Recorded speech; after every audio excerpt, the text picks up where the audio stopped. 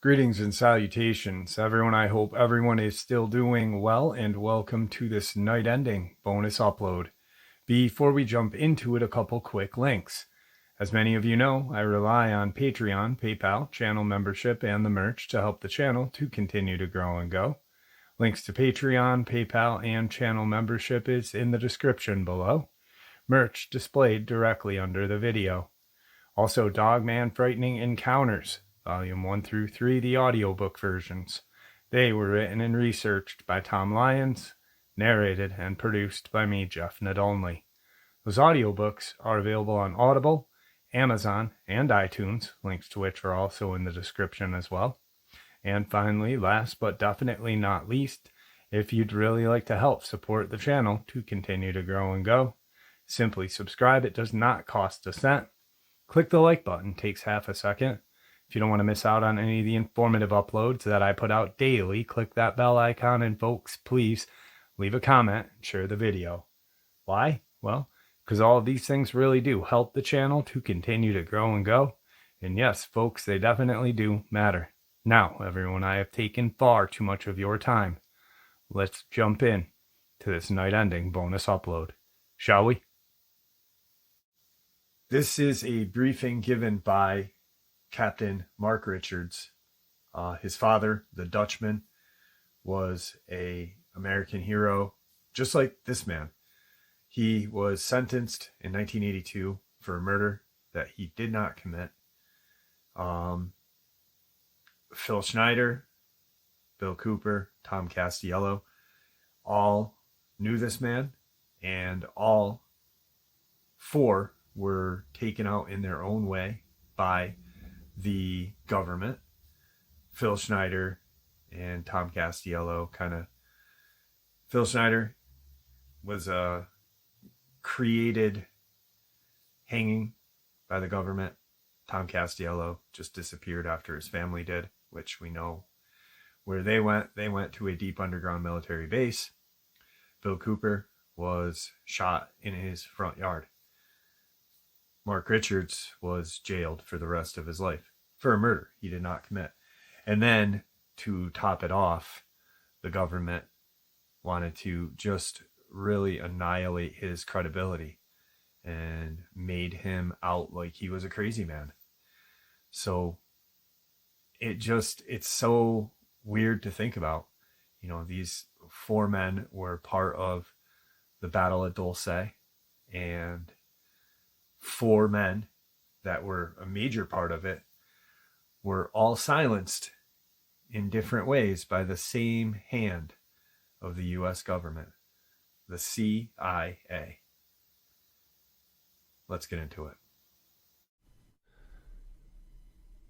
The battle at Dolce to stop an alien breeding program. Earth Defense Headquarters, technical brief. Captain Mark Richards. Using thousands of young women government scientists, the secret government purportedly labored alongside an alien force, work out the sundry ways the general population could be brought under the ultimate totalitarian control that would leave humanity as little more than farm animals to be used for breeding. All of which began in 1947, a treaty signed by President Harry Truman that set in motion a plan where the elite obtained alien technology in exchange for permitting the aliens to abduct human subjects for their diabolical research. In time, the elite would be allowed to survive to become the overlords of the human sheep, under ultimate control of the aliens, like dogs that watch the sheep on a human farm. Located almost 2 miles beneath Archuleta Mesa on the Jicarilla Apache Indian Reservation near Dolce, New Mexico, was an installation classified so secret its existence would be one of the most protected realities in the world. There was the Earth's first main joint United States government/alien biogenetics laboratory. Others existed in Colorado, Nevada, and Arizona, not to mention in a number of other locations like Afghanistan and Russia. But Dolce is and was the largest.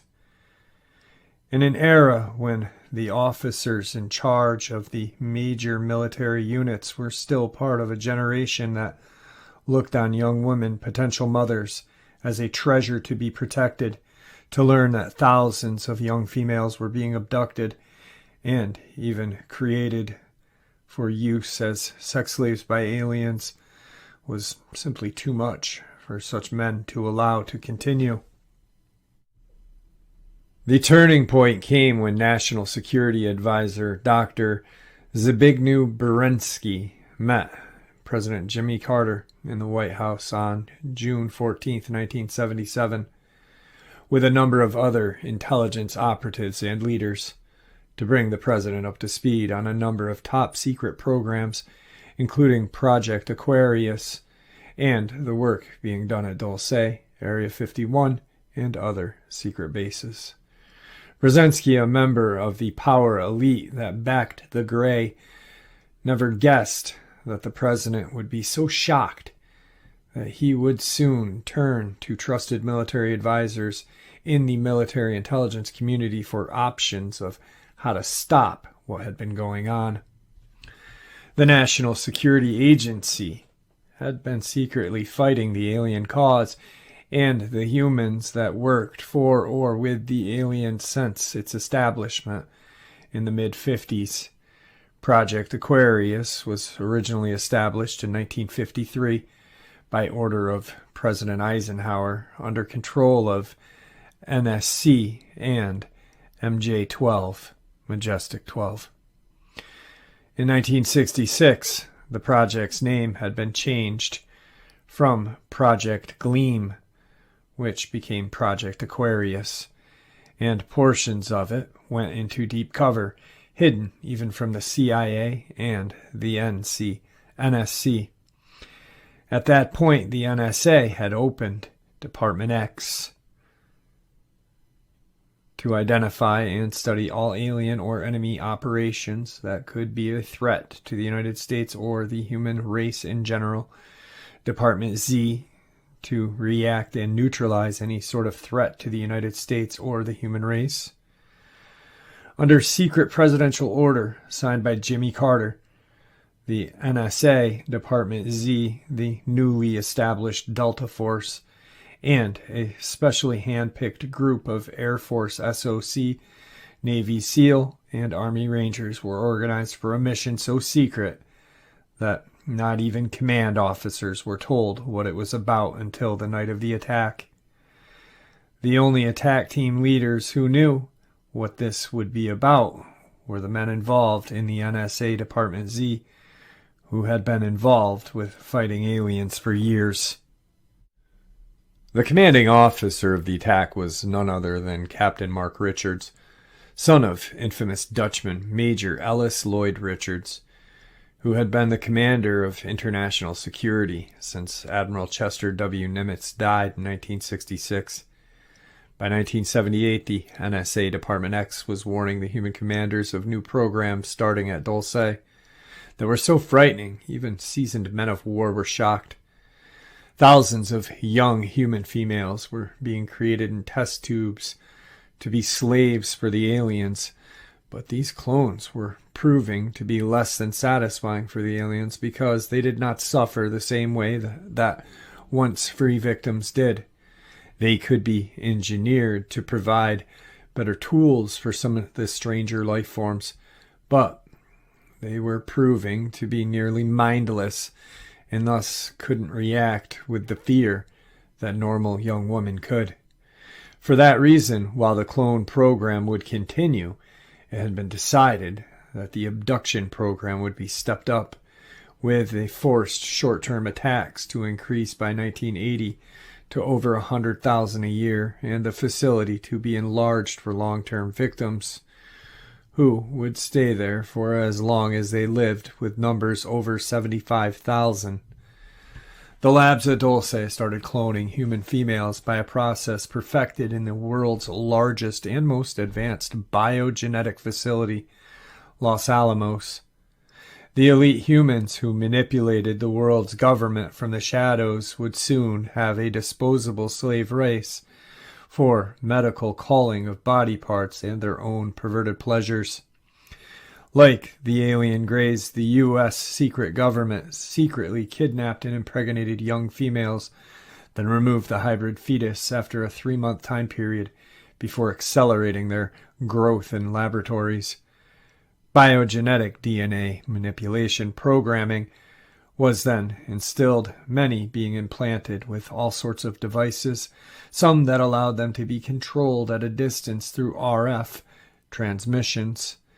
And EDH archives Dolce interview WC-28948734680. Level 7 is worse. It's like a whorehouse for perverted ETs. Human females were brought there for experiments, but you cannot convince me that most of it was not just sadistic pleasure for the Greys. They wouldn't just impregnate the girls, they would torture them for hours. Sure, there was scientific procedures, but there were also orgies, where a few pretty human females would be given to a large number of Greys for nothing less than a brutal. And this was constant. Hundreds of Greys and other species that seemed to be friends to the Greys would come and go for a week. No other reason than just to have pleasure with the provided human females.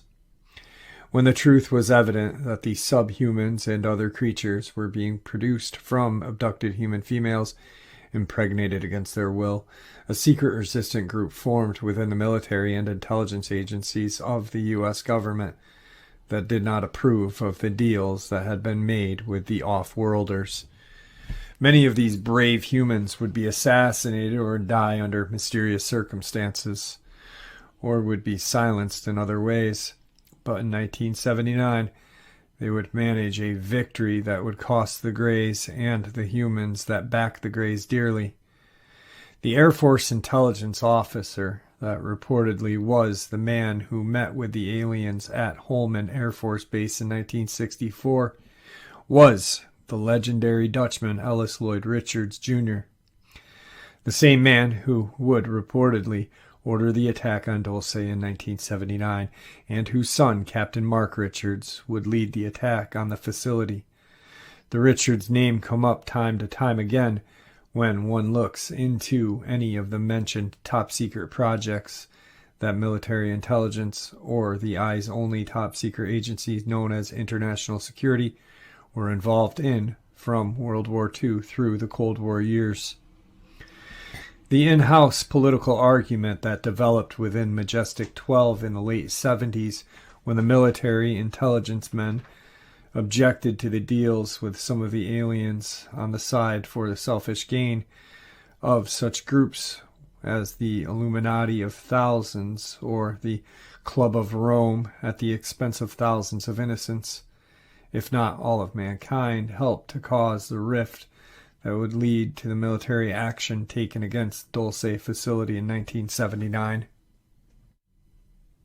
Later on in the Dolce battle report, it was written, "It would be one of the reptoids who taught several of the men involved in the attack on Dolce a number of the informative points that would first cause them to look more deeply into what was being done at the facility, and then help them better understand the enemy and how to defeat them. Indeed, it would be this reptoid who communicated the factual basis for a number of the plots being organized against humanity by a number of the off-world sources, and some of them had proven their willingness to aid the human cause in the battle for Central Asia in 1976, and in August of 1979, space defense of Earth against alien invaders. It was also they who warned of a danger that such life forms as bacteria represented to both alien and human. In 1979, there were 37 alien species represented at the Dolce facility. Only 6 of those had their own space or dimensional traveling ability, while the others were guests of the Gray.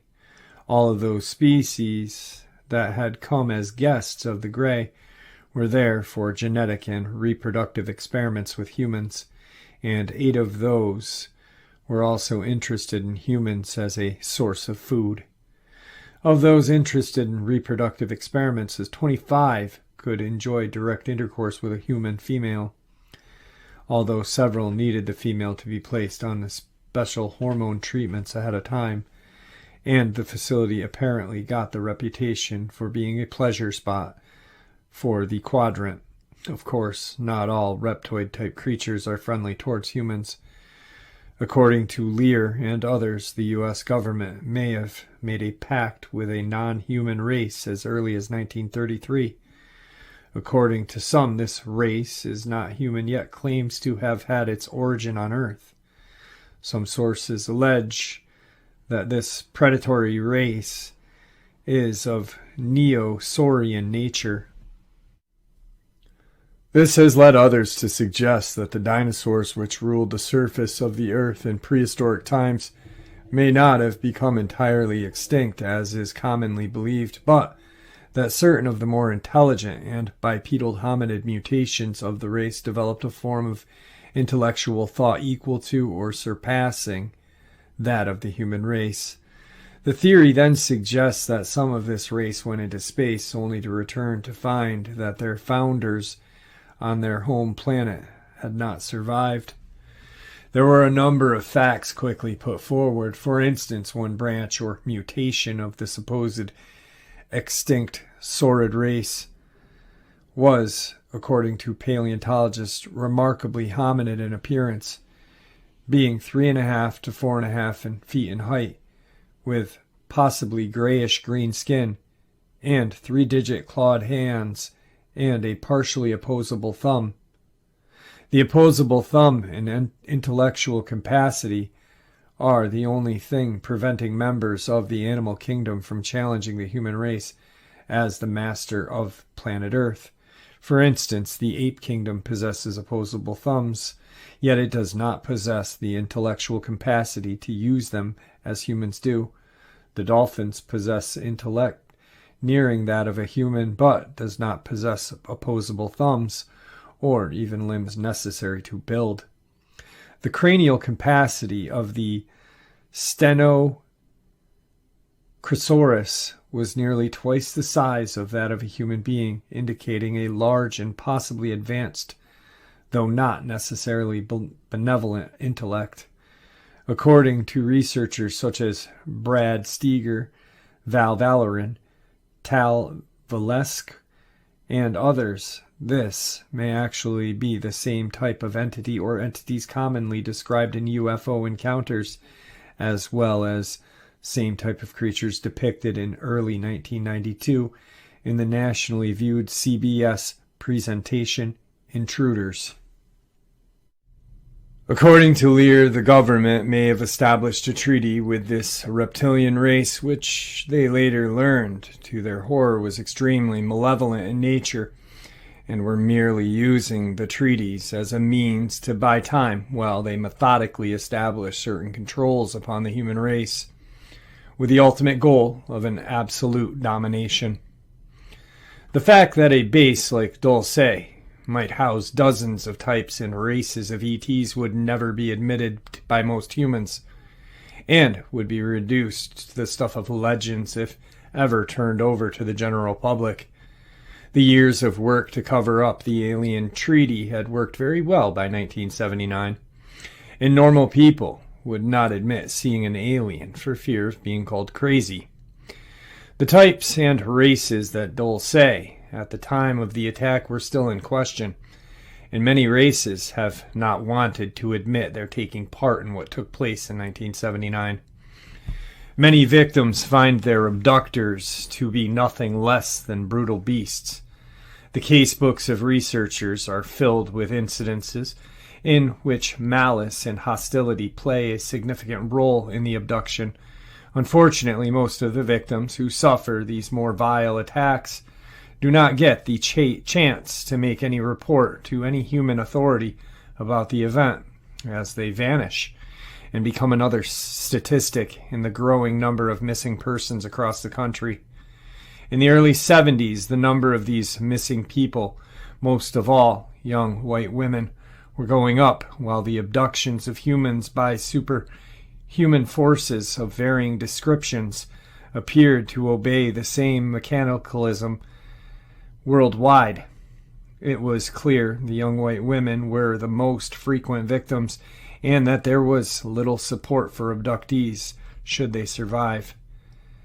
In the more controlled environment of Dolce, researchers had no disclosure problems concerning stem cell and cloning research.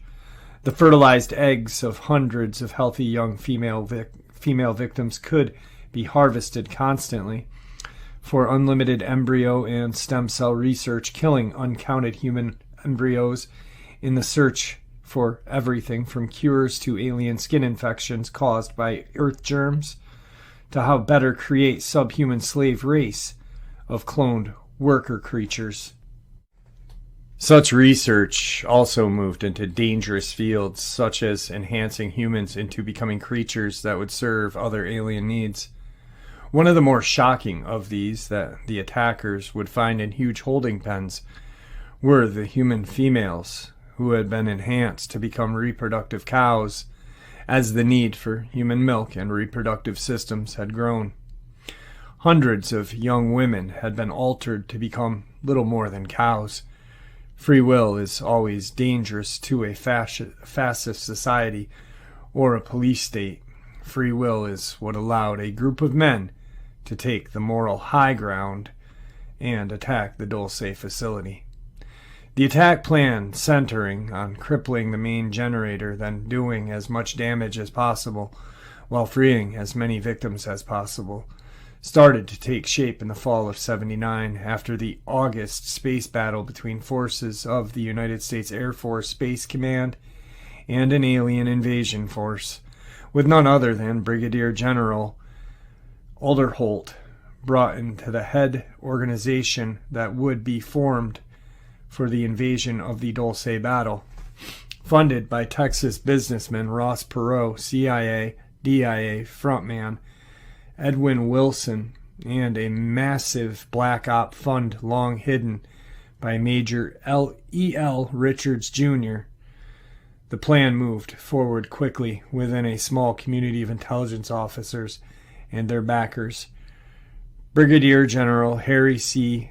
Adderholt would put the team together in September and October of '79. That would have made any commanding officer proud and perhaps shot fear into any enemy who had any idea of what was being put together.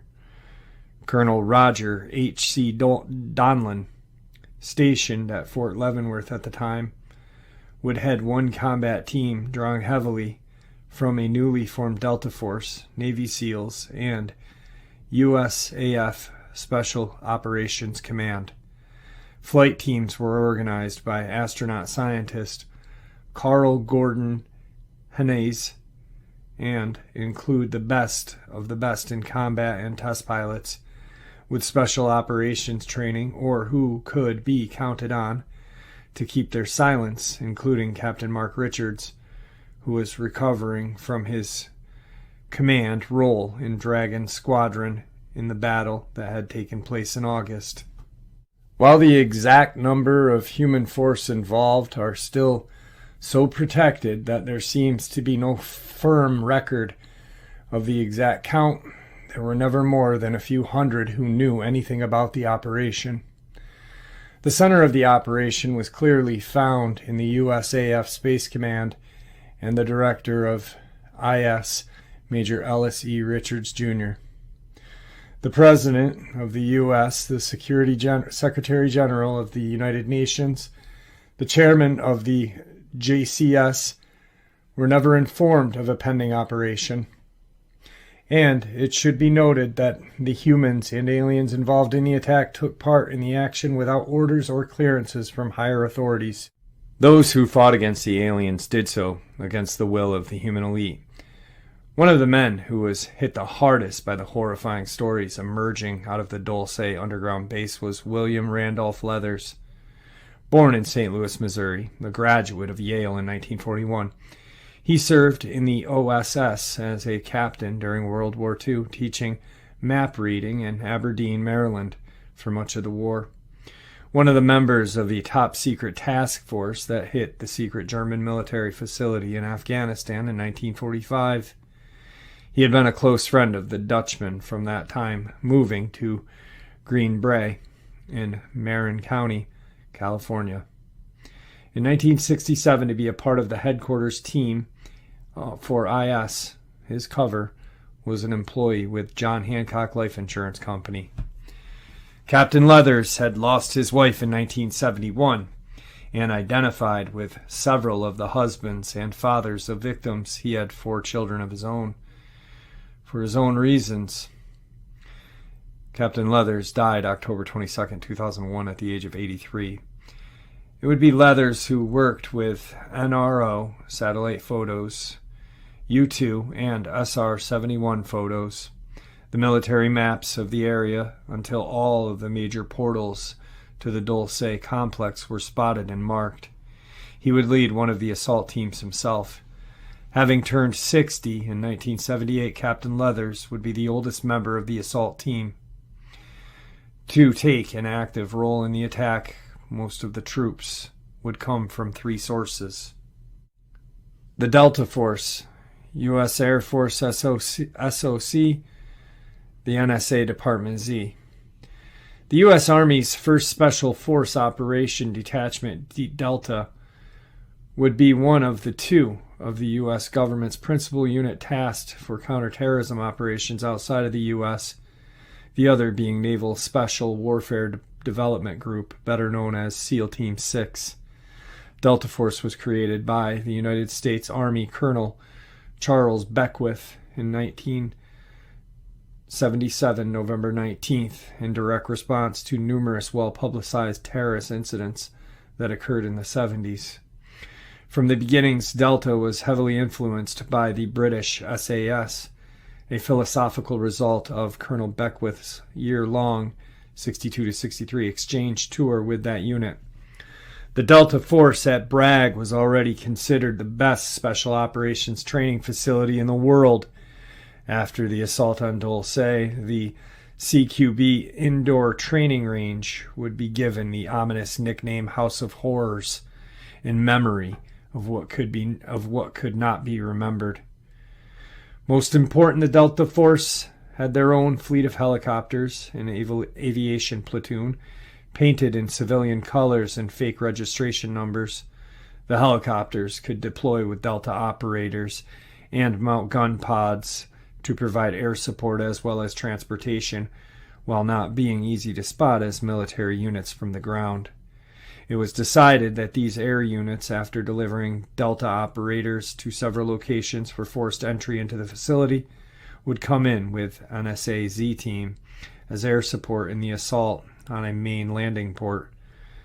The Air Force Special Operations Command would be in charge of taking and holding the main landing port. The job of AFSOC operators was to quickly turn a given patch of hostile terrain into a fully functional airfield. Sometimes is meant a stealthy attack by motorcycle and ATV. Other times it meant cleaning out hostile forces by whatever means was necessary. In the years to come, in AFSOC Special Tactics Command Controller might have used a Special Operations Force laser marker to create a spot where a laser-guided bomb could aim and neutralize the enemy. But in 79, they had to do that with manpower. Performing a diversified job required a diversified range of combat hardware. Air Force ST operators carried a variety of small arms, including an M9 9mm pistol with sound suppressor, the Remington 870 12-gauge shotgun, the M203 standalone 40mm grenade launcher, the M4A1 SOPMOD Special Operations Peculiar Modification 5.56 Carbine, and the M249 5.56 SAW Squad Automatic Weapon. By making extensive tactical use of night vision gear, AFSOC airborne capabilities were provided by the 16th Special Operations Wing, which is based out of Hurlburt Field, Florida, and by units of Special Operations Group at RAF Middlehall, England. These wings had been a long-time vision of Major Ellis L. Richards, Jr., and others like him, and the Dolce battle would be the first time they were used fully in combat. But because of the special problems of entry into Dolce facility, normal helicopter attack would not work. As well trained as they were, to attempt a landing into a hangar area of facility would have been suicidal. Dolce landing ports were set up to accept the light craft and other mass-accelerated beam riders used by the Greys to transport from planet to orbit pickup points. These craft generated magneto-hydrodynamic thrust driven by microwaves and pulsed lasers to accelerate the classic flying saucers up to altitudes of 50 kilometers and accelerations that easily allowed orbital velocities.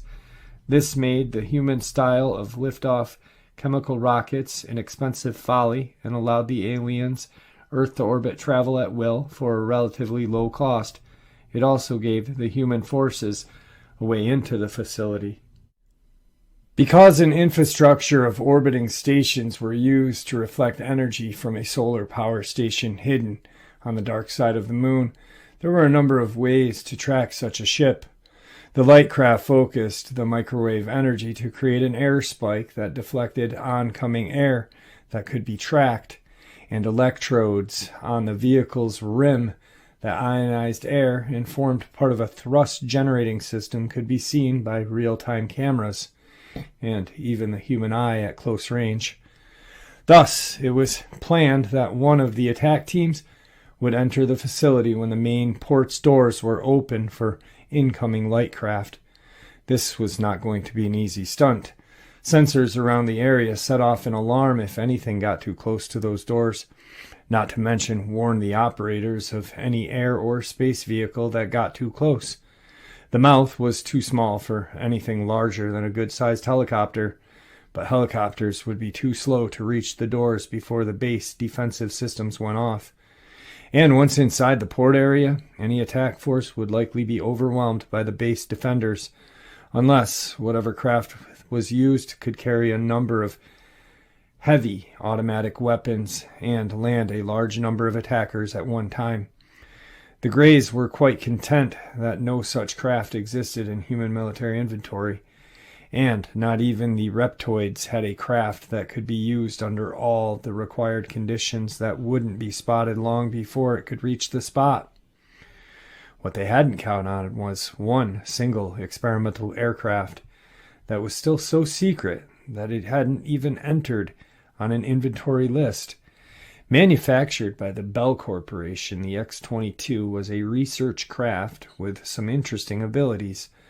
The first successful V/STOL VSS veritable stability system aircraft, this strange mix of wings, jets, and a huge duck prop might not have been pretty, but it was perfect for the mission needs at the Dolce Attack Force. Because of the lack of time, the only man involved who also had the skill to fly the X-22 under such combat conditions was Captain Mark Richards. Thus he had been chosen to lead Combat Assault Team 3. That would be responsible for attacking the main landing port and hold it long enough for other teams to land in conventional helicopters and for the evacuation of cats and victims when the attack had concluded. According to records, Captain Richards had no more than 12 hours flying the X-22 before he took it into combat. While the attack teams were being organized and trained, The attack itself was being planned by the men responsible for the situation. Objectives and alternatives were picked, including a nuclear option in case the manned attack failed. Astronaut David Griggs was chosen to go with Cat-3 to make an attempt to loot one of the alien spaceships, while astronaut Ronald Irvin McNair went in as Richard's co-pilot and laser weapons expert. The fact that he was a black belt in karate also came in highly helpful before the event was over. Astronaut Lieutenant Colonel Elson S.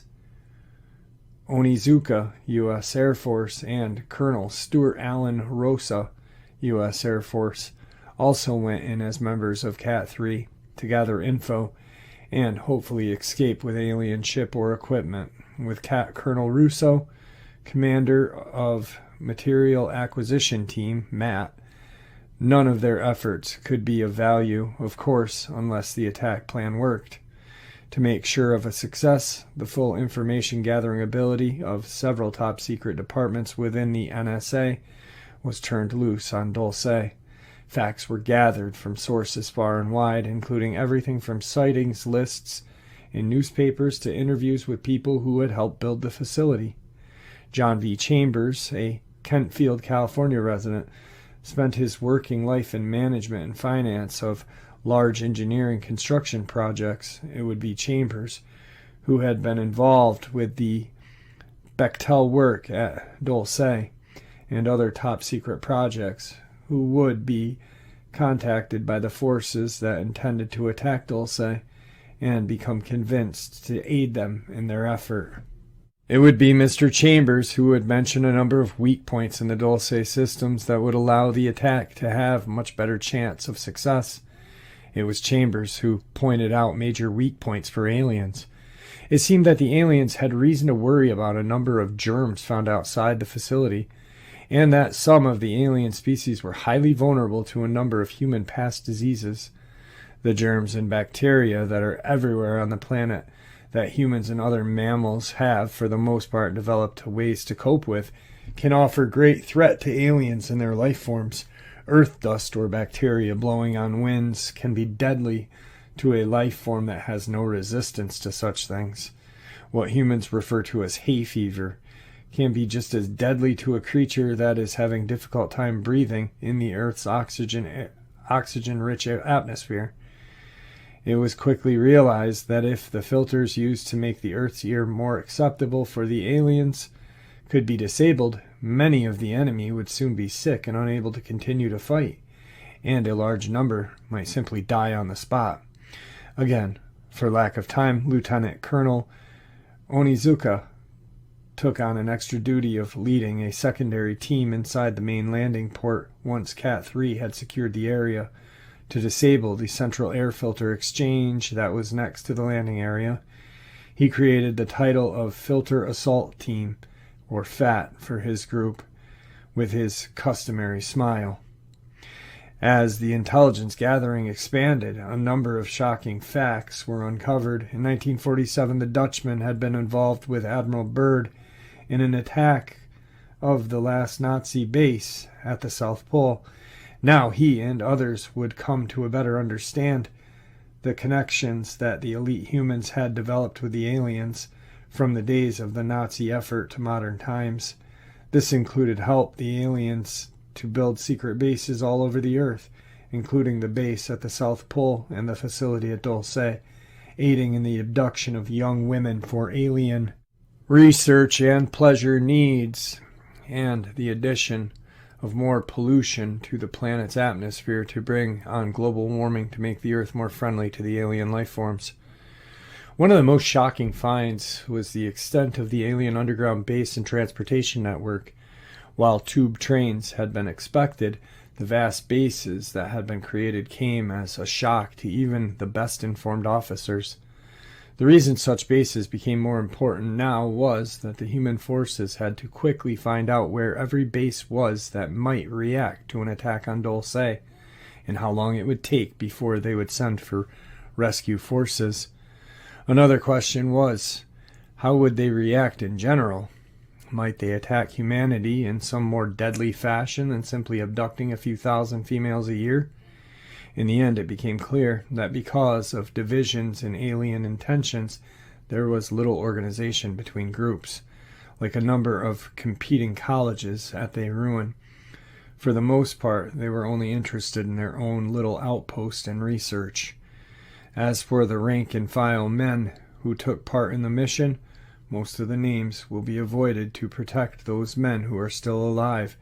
As of 2001, there aren't many still alive, and those who are still involved in military operatives in one service or another. Men of the United States Air Force SOC and Delta Force are some of the best trained warriors anywhere on the planet, and were more than ready for the challenge, even if nothing could have made them ready for what they would find once they got into the facility. There are a few general things to know about such men. If one's self-esteem was fragile and required constant positive reinforcement, then a career in any of the organizations was definitely not for that person. Consider a typical Delta Force training exercise held in the shooting house, where making terrorists held a real live volunteer hostage. The goal: destroy the terrorist without harming the hostage, who happened to be a Delta Force trainee. Of course, for special missions, the terrorist mannequin would be replaced by a gray alien. Commander Sergeant Major Eric L. Henley had been there for the formation of the elite group in '78, being there for some of the first missions and grueling training. Within the next 10 minutes, the door would be blown in, and 4 of my classmates would assault the room using close-quarter battle techniques we had learned. Bullets would rain throughout the room, and someone would be firing live rounds within inches of my head. If they missed a single terrorist or hit me by mistake, the team would fail this phase of training. I sincerely wanted them to pass the exam, Haney wrote in his book, Inside Delta Force, the Story of America's Elite Counter-Terrorist Unit. Of course, one got to participate in this practice session only if one successfully completed torturous training that accumulated in a rugged 40-mile hike across steep mountains of North Carolina, a 50-pound rucksack, and a machine gun strapped on your back. Haney's description of the 18-hour test of his physical and mental stamina was one of many excellent narratives highlighting in his account. Haney, an Army Ranger, when he was hand-picked to try out for the elite unit, was one of 12 men out of 163 who made it to level of Delta Force operator. The new Delta Force members then disappeared from the more visible military units. We operated like guerrillas or terrorists because the reality was, in order to become experts at counterterrorism, we had to first become expert terrorists, he wrote. While Haney did not mention the Dolce mission, he did include the failed attempt to rescue Americans held hostage in Tehran, in which 8 American military personnel died. Other missions included some of the world's toughest places, such as a faction-torn Beirut in '81 to guard the U.S. Embassy, quelling rebel insurgents in Central America, including fighting Cuban guerrillas in Grenada, and protecting ambassadors, presidents, CEOs, celebrity prisoners, and the offspring of all of the above. This was not accomplished without killing people, a task that Henley described in chilling detail. Like most of the men involved in the Dolce attack, Haney was a kind guy who worked on your side in a street fight, skilled intelligence and discipline, but distrustful of the motives of some authority figures, especially career-climbing colonels and D.C. bureaucrats, with Beckwith, Leathers, and Donlin leading the 3 land forces, and the SOC men would be attacking under the command of a man most of had never fought beside, but whom most had heard about. Now, for the mission against Dolce, they were under the command of the Dutchman's son, who was something of a legend in his own right in the Black Ops circle. 2 things were beyond question. The younger Richard had proved himself in combat, and he had never asked his men to do anything he was not ready to do, or left any behind. While his missions had almost always been so top secret that nobody knew details, the rumors and trail of evidence was more than clear. to anyone in the know. The only problem for the command chain was his reputation for being somewhat of a loose cannon when it came to following orders that he didn't think were in the best interest of his men or the mission, a fact that just made him more popular with his men. In typical command move on his part, he sat in the X-22 with his troops ready to take off on what looked to many to be their last mission. He recited a prayer or poem, "I am a commando," to his men, their motto more than his. As my brother commandos before me, I am proud to step into history as a member of the Air Force Special Operations Command. I will walk with pride with my head held high. My heart and attitude will show my allegiance to God, country, and comrades. When unable to walk another step, I will walk another mile. With freedom my goal, I will step into destiny with pride in the Air Force Special Operations Command.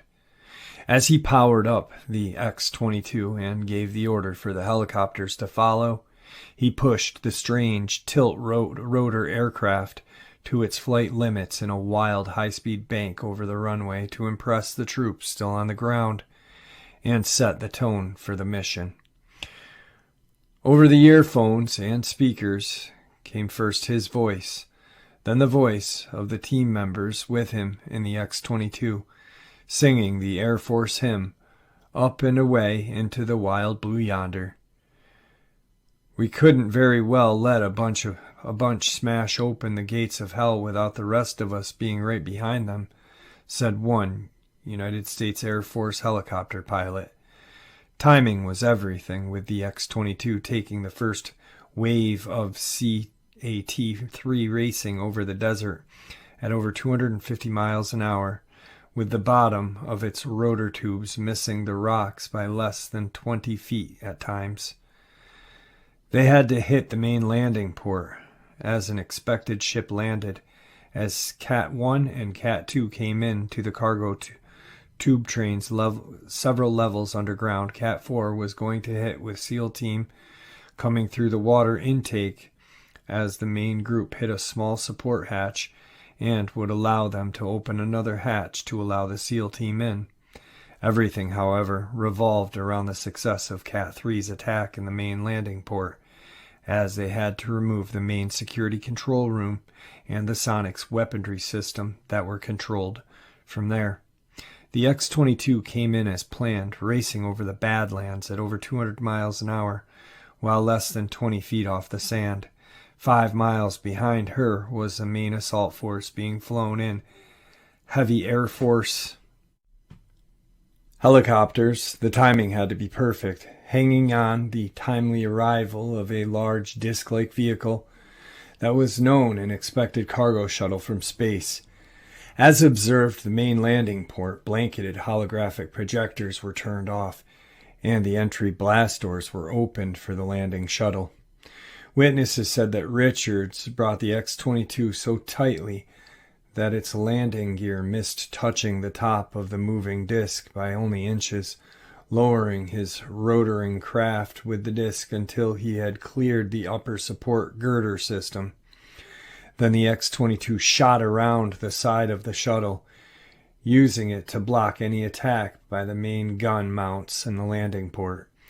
The X-22 fired its Hellfire rockets to smash 2 gun blisters on the close side of the port as it landed on the roof of the main port control facility. The attack was textbook, with the Cat-4 forces blowing an entry into the control tower and taking full control of that facility within 55 seconds of the X-22 breaching the port. Hovering, the X-22 continued to use its rockets and guns to rake any enemy weapons in the port area, silencing them before the Air Force started to enter the open port doors. It was Ted Cochran of San Rafael, California, who had been an Air Force helicopter rescue commander in the HH-43 Huskies based in Saigon in the height of the Vietnam conflict. Licensed since the age of 18 as a pilot, Cochran also served with the Air Force in Europe, where he had participated in a recovery of a lost thermonuclear weapon in Spain. On one of his last helicopter missions before his legal retirement from the U.S. Air Force, He was part of a recovery force for the Apollo 9 mission after the moon landing in '69. Returning to California, he'd gotten his master's degree in communications from Stanford in '72 and became a well-known filmmaker. A sailor, outdoorsman, and aviator, Cochran combined his spirited passions into a career that allowed him to share his adventures with film audiences. His best-known films was Island of the Bounty, about an international sailing expedition that traced the 1789 route of the famed HMS Bounty mutineers to Pitcairn Island in the South Pacific. At the age of 39, Cochran was in his prime and had been more than willing to accept the request for his help as a helicopter pilot in some event like Dolce. The fact that he was a longtime friend of Richard's family seemed to have something to do with his involvement as well. Indeed, it was rumored that he had taught the Dutchman how to fly the big HH-43 Husky and had flown in Black-Op missions with Dutchman's son several times before. He was one of the first names to be considered as a pilot. It was Cochran who led the United States Air Force AF-SOC helicopters in, bringing his bird in fast and putting her down on the main floor of the chamber, where the troops would have the cover of the nearby disc as they ran for the nearby passenger entry hatch. Seeing that the landing disc was now trying to escape, Richards landed on its edge and kicked the props of the X-22 into full downdraft, nearly flipping the disc. Fighting to regain control of the X-22, he was forced to make a hard landing on the nearby pad, sending 4 more rockets into the shuttle, forcing it to crash onto 2 parked triangular crafts that were known to be fighter-type vehicles. Although the men of Cat-3 were now taking heavy weapon fire from a number of directions in the landing port, they had disabled the main weapon pods and the sonic systems for the whole facility, allowing the other teams to attack from different directions and locations. Holographic image systems were shut off, so the entry ports, air shafts, and other systems that were normally hidden now became fully exposed. An alien security team had managed to close the main doors into the central hub, and the first 2 men who attempted to get explosives close enough to damage the huge blast doors were cut down by enemy fire. Taking heavy damage, the X-22 rolled forward, and from less than 40 yards fired her remaining rockets. The resulting explosion blew the doors open and wiped out any alien on the other side for 100 feet. Forced to feather the now burning engines of the X-22, Richards took command of one of the Cat's 3 attack teams and led the attack through the still-smoking entry into the main central hub, as other teams attacked from other directions. The multi-leveled facility at Dolce, with its central hub controlled by an extensive base security force, proved far more extensive and complex than human attackers had been ready to cope with in the original plan. Information sources like Thomas Costello had clearance levels that did not allow them to know the full scope of the operation. His Ultra 7 clearance granted him knowledge of 7 known sublevels. There were more. Most of the aliens supposedly were on levels 5, 6, and 7, but there were more. There also was a more vast network of shuttle connections underground than expected, extending into the global network that had not been reported, providing escape routes and entry ports for rapidly deployed additional security forces that had not been expected. In a report filed in the early 80s, believed by a number of CI sources to have been written by Brigadier General Aderholt, the author states, "What those young men did was nothing less than the stuff of legend. Against overwhelming numbers and technology, they fought from level 1, containing the garage and hangars, down into the bowels of the enemy base. Portions of the command took and held level 2 ports, where tunnel shuttles and disk maintenance area would have allowed the enemy reinforcements to enter, while the main force charged forward towards level 6 and Nightmare Hall to rescue thousands of human victims kept there. They were not ready for what they found in level 6. Reports spoke of multi-armed and multi-legged humans in cages and vats, of humanoid bat-like creatures as tall as 7 feet. The aliens had learned a great deal about genetics, things both useful and frightening, and most of it had been learned at the cost of human suffering and lives. Captain Leather's flight reached level 7 first, blowing the main hub entrance open and neutralizing the security force there with extreme prejudice in less than 45 seconds. On entering the security station, they realized the extent of the facility for the first time, finding systems for watching and controlling over 30,000 captives on that one level alone, and the control and security systems for moving captives to testing facilities and pleasure centers in over 62 different locations, where another 4,600 captives were currently held. Captain Leather's report to IS would mention the moment. I looked out over a holographic image of scenes of horror that were impossible to express in words, and a zoo of human beings in various states of health and mental condition. Seeing images of young women being tortured at that very moment, all I could think of were my own daughters for several moments. Then I collected my wits and gave the order to move forward and release as many victims as we could. While the original mission plan had called for teams to attack, smash as much enemy facility as we could, and withdraw in less than a half an hour, the introduction to so many human victims added a new dimension to the problems at hand. While none of the officers in charge will admit to who made the order, recorded radio communications and eyewitness reports seem to suggest that Alderhoff allowed the young Richards to change the mission demands as the number of solvable victims became more apparent. Captain Leather's IS report reads, "It wasn't like we had choices. We couldn't leave those poor girls behind alive. We knew that any that we didn't evacuate, we were going to have to terminate. The only problem was simply numbers. Thousands of aliens trying to kill us, thousands of human females screaming for help, thousands more so far gone that we knew we would have to leave them behind. Thousands of enemy troops started to arrive on subway trains. We just weren't set up for the mass evacuation. The sub-tube back to New York and one to Mexico seemed to still be open, so we started loading girls into the tube trains and shooting them off as soon as we knew our forces were in control of the stations on the other end. We blew 2 air shafts wide open so a couple squads could get the girls out that way into fresh air, where hopefully our people could pick them up. Cat 4 took a real beating as they fought to keep alien reinforcements from entering the main sub-tube station. There is no doubt in my mind that we stayed in that facility too long, but at the time it was very hard to leave those poor young women behind. We knew that everyone who failed to send out in the front of you was going to die, and soon. Exactly 1 hour after X-22 had first attacked the main port entry, Alderholt ordered a full recall. David Griggs and R.E. McNair had by then managed to get 2 alien craft airborne, 1 disc craft and 1 of the most highly advanced triangular fighting craft, and were running for Area 51.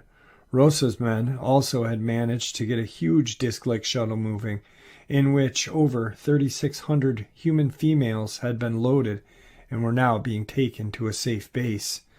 The human attack teams were now withdrawing behind the walls of smoke and set explosions. One of the frightening bits of equipment that the Matmen had found had been forced to leave behind. It was a type of cell electrostatic disruption, or SED device, a weapon that could be set to disrupt the cells of a living creature at a subatomic level, thus killing everything living in the area while not doing much harm to any structures or equipment. To make sure there would be no survivors left in the facility, that device was set by the MAT technicians to go off shortly after a full withdrawal of the attack teams. Lieutenant Colonel E.S. Unzuka, who led Filter Attack Team, managed to repair the X-22's battle damage before taking command of a captured alien triangular fighting craft.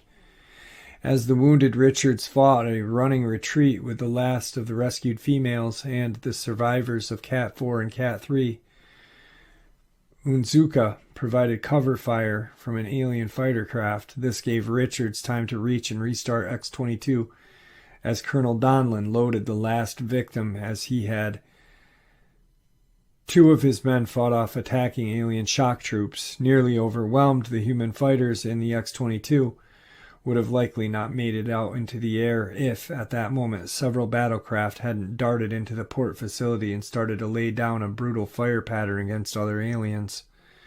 While one can only guess at the reasons for this sudden aid, it has long been reported that the Dutchman and his son had highly questionable off-world contacts.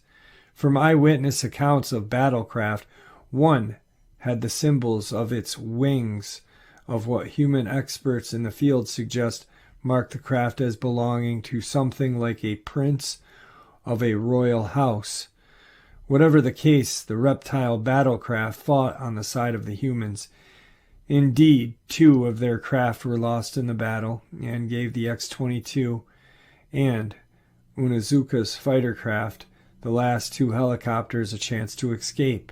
72 minutes and 14 seconds after the attack had started, the X-22 and the reptile battlecraft with princely markings cleared the landing port's blast doors and dashed for safety.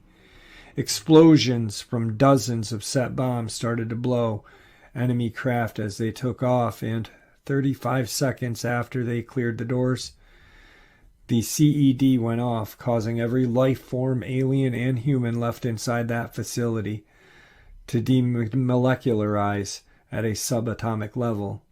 Only a few in the heavily shielded, lowest sheltered levels survived.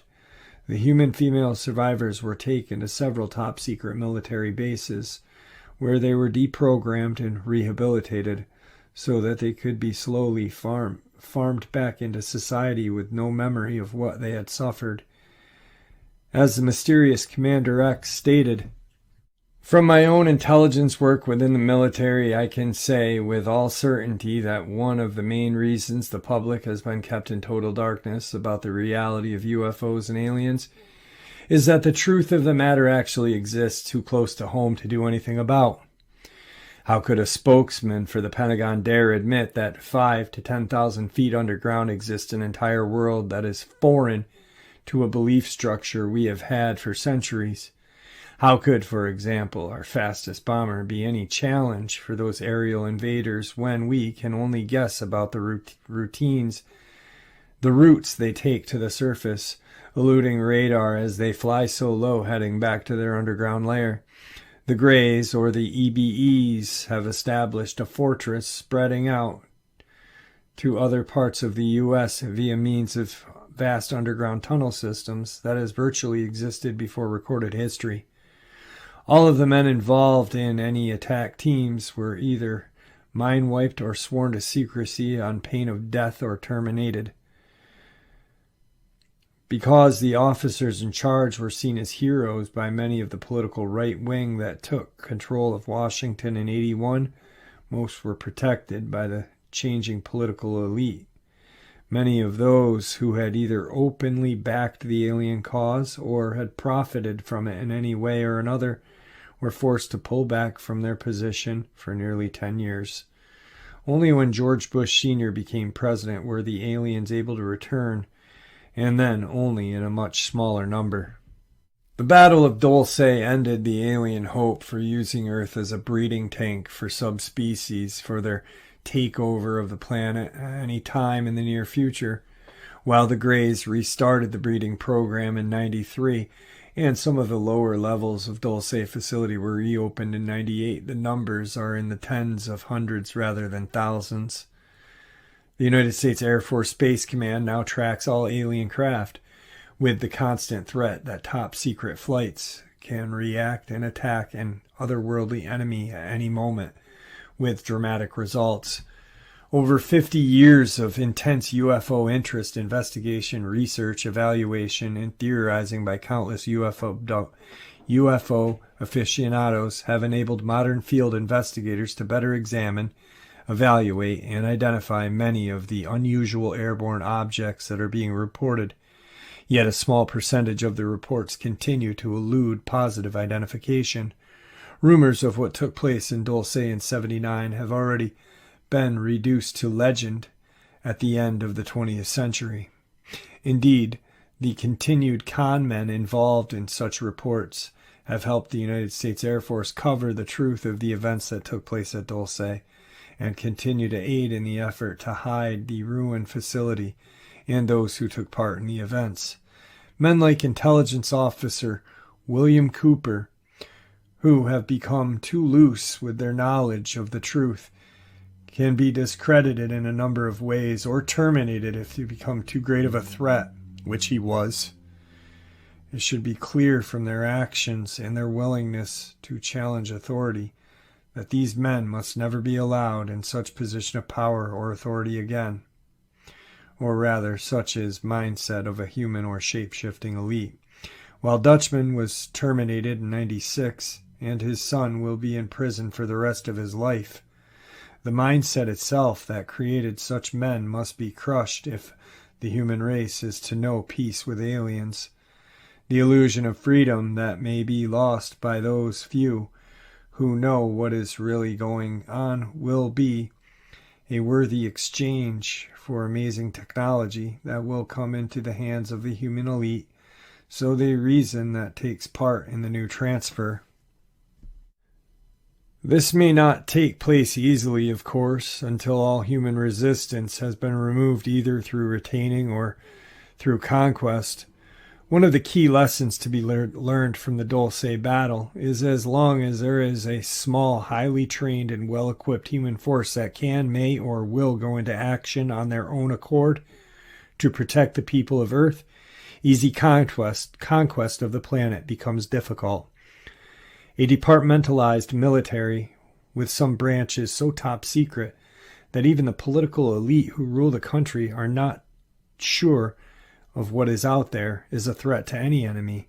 At this time, there are arms of the United States Air Force Space Command so top secret that no one in the Pentagon knows that they even exist.